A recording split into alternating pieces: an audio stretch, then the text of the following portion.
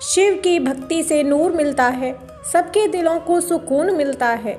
जो भी लेता है दिल से भोले का नाम, उसे भोले का आशीर्वाद जरूर मिलता है।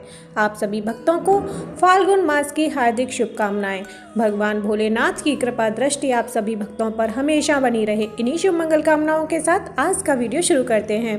प्रिय भक्तों, आज 21 फरवरी 2025 दिन शुक्रवार है। अगर तिथि की बात करें तो हिंदू पंचांग के अनुसार आज फाल्गुन मास के कृष्ण पक्ष की अष्टमी तिथि है। प्रिय भक्तों, आज हम श्रवण करेंगे फाल्गुन मास महात्म्य कथा अध्याय 9। उससे पहले श्रवण करेंगे शिव की महिमा, एक भक्त की कथा। तो बोलिए शंकर भगवान की जय। हर हर महादेव, पार्वती पतये नमः। एक छोटे से शहर में भानु नाम का व्यक्ति अपने बेटे और पत्नी के साथ रहता था। उसका बेटा अभी छोटा था, वह केवल 11 साल का था और उसकी पत्नी घर पर ही काम करती थी। भानु का कुछ अच्छा काम तो नहीं था, पर वो मजदूरी करके घर में किसी चीज़ की कमी नहीं होने देता था। भानु का बेटा शिव भक्त के साथ अपनी पढ़ाई पर भी ध्यान देता था। उसका नाम उत्कर्ष था। उत्कर्ष समझदार था, इसलिए वो किसी चीज़ की जिद नहीं करता था। जो उसके पापा ला देते चुपचाप से खा लेता था। भानु का कुछ दिन से काम ठीक नहीं चल रहा था, तो वो घर में कुछ नहीं लाया।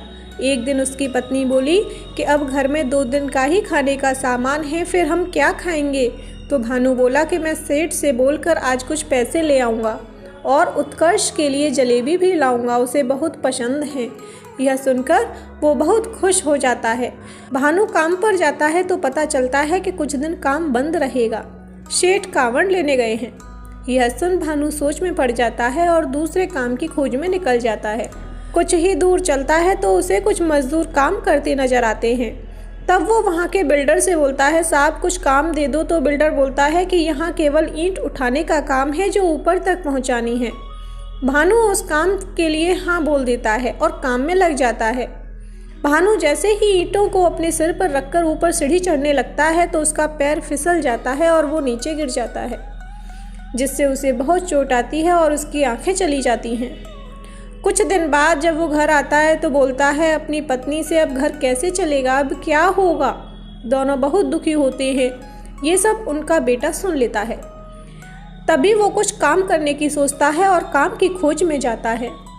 जब वो जा रहा होता है तो उसे कुछ कावड़ लेने वाले मिलते हैं, तो वो उन सबसे कुछ पूछता है। तब वो लोग बताते हैं कि हम कावड़ लेकर हरिद्वार जा रहे हैं, वहाँ से गंगा जल लाकर शिव पर चढ़ाएंगे तो शिव हर मनोकामना पूरी करेंगे। यह सुनकर वो बोला, मैं भी जा सकता हूँ। तो सभी भक्तजन बोले, हाँ बेटा क्यों नहीं। तभी उसके दिमाग में आता है कि अगर पापा जी को भी ले जाऊँ तो शिव जी उनकी आंखें भी ठीक कर देंगे। ये सोचकर वो अपने हाथ से ही कांवर बनाता है और अपने मम्मी पापा को सब बताता है। दोनों उसे समझाते हैं कि बेटा तुम अभी बहुत छोटे हो, कैसे लेकर जाओगे अपने पापा को। तो बोलता है, एक तरफ पापा जी और एक तरफ खाने का सामान रख कर ले जाऊँगा। ये सब शिव देख रहे होते हैं तो एक बूढ़े बाबा का रूप बनाकर आते हैं और अपनी जाने की इच्छा बताते हैं। इस पर उत्कर्ष बोलता है, ठीक है बाबा जी, एक तरफ आप और एक तरफ पापा जी बैठ जाएंगे तो आराम से ले जाऊंगा। जब दोनों बैठ जाते हैं तो परेशान होते हैं कि बच्चा इतना भारी कैसे उठाएगा, परंतु जब वो कावड़ कंधे पर रखता है तो बोलता है यह तो बहुत ही हल्का है और वो आराम से उठा के हरिद्वार पहुँच जाता है। वहाँ पहुंचकर बाबा उसे एक फूल देकर बोलते हैं कि बेटा जब गंगा स्नान कर लो तो ये फूल अपने पापा की आंखों पर लगा देना। वो ऐसा ही करता है और भानु की आंखें वापस आ जाती हैं। ये चमत्कार देखकर वो समझ जाता है कि वो कोई और नहीं, खुद भगवान शिव ही थे और दोनों खुशी खुशी हर हर महादेव बोलते अपने घर चले आते हैं। भगवान शिव के आशीर्वाद से फिर वो खुशी से रहने लगते हैं। उनकी सारी मनोकामना पूर्ण हो जाती हैं और बाबा बोलते हैं कि बेटा तुम सच में कलयुग के श्रवण कुमार हो। तो बोलिए शंकर भगवान की जय। अब श्रवण करते हैं फाल्गुन मास महात्म्य कथा अध्याय 9। पूर्व काल में शिलाद नामक एक धर्मात्मा मुनि ने अपने पितरों के आदेश से मृत्युहीन एवं अयोनिज पुत्र की कामना से भगवान शिव की कठोर तपस्या की। शीघ्र प्रसन्न होने वाले भगवान महादेव उनके तप से प्रसन्न हुए और साक्षात प्रकट होकर उनसे वर मांगने के लिए कहा, ऋषिवर मैं तुम्हारी तपस्या से प्रसन्न हूँ, वर मांगो। शिलाद मुनि बोले, भगवान यदि आप मेरी तपस्या से प्रसन्न हैं तो यह वर दीजिए कि मुझे आपके समान ही मृत्युहीन अयोनिज पुत्र प्राप्त हो। भगवान शिव ने कहा, हे तपोधन विप्र, हालांकि मैं जगत का पिता हूँ तो भी मैं तुम्हारी तपस्या से प्रसन्न होकर कहता हूँ कि मैं तुम्हारे अयोनिज पुत्र के रूप में अवतार लूँगा और उस अवतार में मेरा नाम नंदी होगा। ऐसा कहकर भगवान शिव अंतर्ध्यान हो गए। कुछ समय बाद यज्ञ वेत्ताओं में श्रेष्ठ शिलाद मुनि यज्ञ करने के लिए यज्ञ क्षेत्र जोत रहे थे कि उसी समय उनके श्वेत बिंदु यानी कि पसीने की बूंद से एक पुत्र उत्पन्न हुआ। वह बालक सूर्य के समान प्रभाशाली, त्रिनेत्र, जटा, मुकुटधारी, त्रिशूल आदि से युक्त तथा चतुर्भुज रुद्र के रूप में मुनि दिखाई दिया। उसे देखते ही शिलाद मुनि को बड़ी प्रसन्नता हुई। वे बालक को अपनी कुटिया में ले गए, जहाँ जाकर बालक ने साधारण मनुष्य का रूप धारण कर लिया। मुनि बड़े ही प्यार से उसका पालन पोषण करने लगे। उन्होंने उसके जात कर्म आदि करवाकर उसका नाम नंदी रखा। बालक 5 वर्ष की आयु तक सभी वेदों व शास्त्रों का ज्ञाता हो गया। 7वां वर्ष पूरा हुआ तो वहाँ 2 मुनि मिलने आए।